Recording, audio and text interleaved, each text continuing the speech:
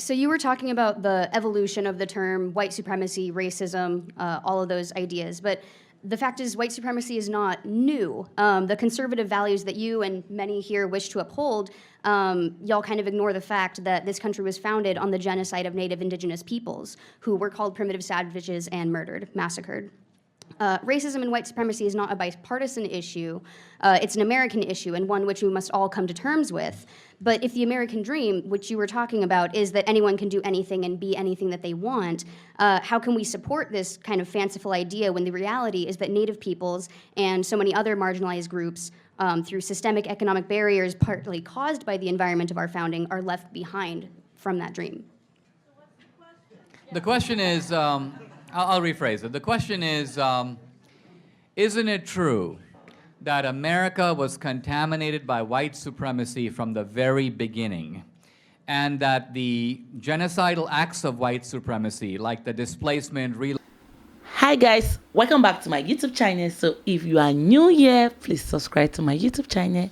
So today I'm reacting to spread with students over white privilege.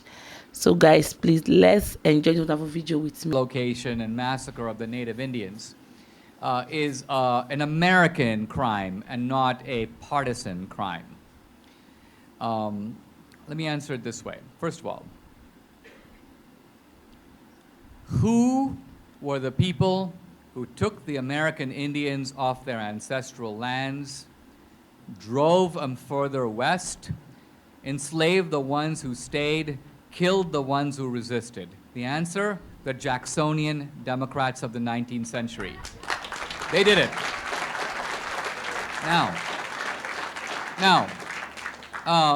What is the proof of this? This is very interesting. The proof of this, weirdly enough, is Hitler himself. When Hitler was sitting in Landsberg prison, Hitler had a problem, and the problem was that he wanted Germany to be a superpower in the way that Britain and France were, the superpowers of Europe.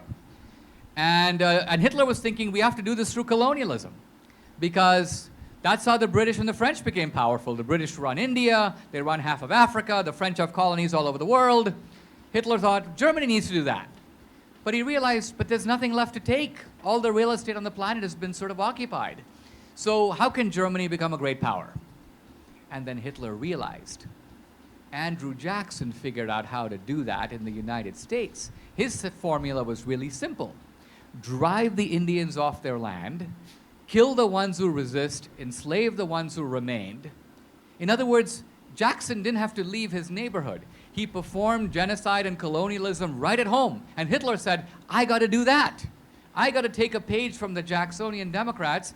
I don't need to go hunting for India or Africa. I'm going to take the Poles, the Slavs, the Eastern Europeans, the Russians. I'm going to throw them off their land. If they resist, I'll kill them. If they stay back, I'll enslave them. I want every German to live on a farm. This is Adolf Hitler, taking a page from the book of the Jacksonian Democrats of the 19th century. Now, this has been exposed very recently by the historian Timothy Snyder and others. But here's again, Hitler knows something that your textbooks have evidently not taught you, which is that this was a project of the Democratic Party to create white supremacy, because Andrew Jackson stole that land, he gave it to settlers in exchange for their votes. He sold it at bargain basement prices. And so white supremacy becomes the foundational ideology of the Democratic Party, not just with regard to blacks, but also with regard to American Indians. So no, this is not a bipartisan issue. This is not an American tragedy. Remember, we fought a big civil war over issues like this. One bunch of Americans did really bad things, another bunch of Americans, otherwise called Republicans, stopped them. So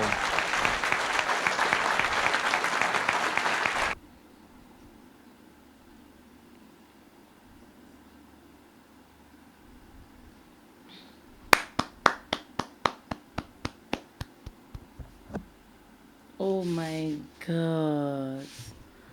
Wow. This video is so touching, and I love the way the guy explained everything to the white privileged student, because she lacked understanding on how the history is, and I'm so happy she was able to learn. Like, how can you take privilege of people's right and lock them, and if they say that they don't want, like, you take their right from them, kill innocent people, kill our forefathers, and make them homeless, fatherless, childlessness, and that is bad. That is so wrong.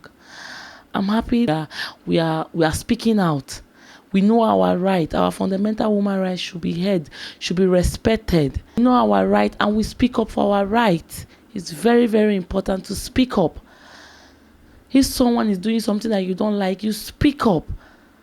I just feel for people that lost their life during this season, during this history. Like, I just feel for them. Like, I just pray their soul keep resting in peace, because it's so wrong and bad. Like, I feel so bad. Innocent soul being killed, children being killed, like, if being forced to do what they don't want to do. That's so wrong. So guys, please comment below on how you feel about this video. Comment below, like this video, subscribe to our YouTube channel, and also share this video. Ngal Fashion Store. Fashion makes sense.